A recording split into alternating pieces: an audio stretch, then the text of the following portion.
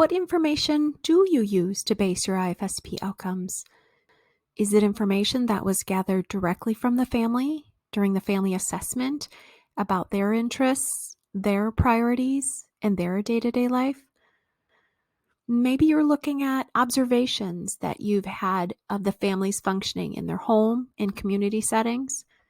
Or maybe you're depending on gaps in developmental milestones or missed items on evaluation or assessment tools that you've used.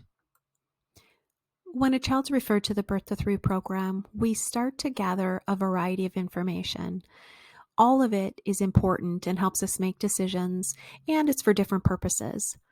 But when we think about developing IFSP outcomes, some of the information we've gathered is a little bit more helpful and directly connects to IFSP outcomes.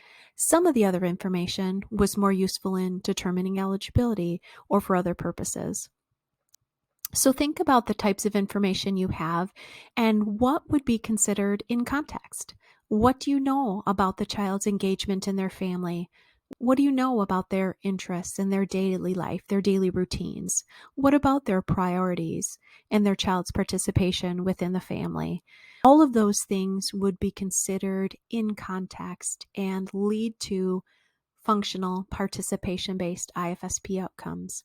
Other information, again, that was more suitable or useful for determining eligibility would be what you've learned about the particular reason for referral and making sure that you're evaluating and following up on all aspects of that.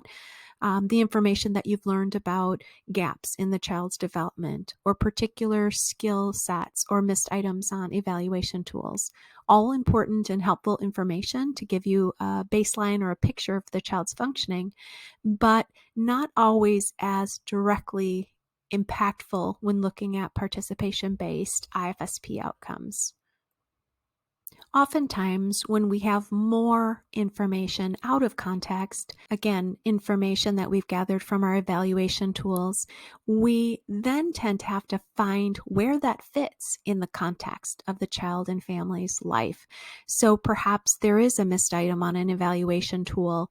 We tend to want to see when that's important in the child's life and how the family would like to see that happen. So we tend to start out of context and then search for meaning by asking parents questions. For example, perhaps the child's reason for referral was delayed or late talking. So we tend to need to search and find, when is it important for your child to talk?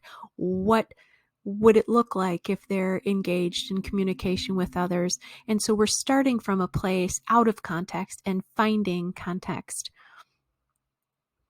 When it comes to writing functional participation-based IFSP outcomes, if we can begin and remain in context, we tend to have the easiest time. We immediately see where it's meaningful for the family. It brings in their daily life.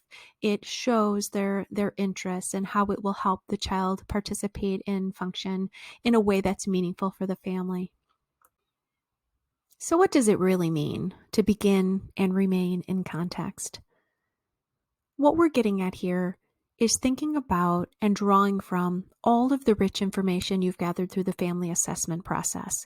Information that speaks to how the family spends their time, what they're interested in, how they engage in their community, and the level of involvement the child has within that daily life. All of that information can be directly connected to the IFSP outcomes. It is in context. Therefore, it's functional. It is participation-based.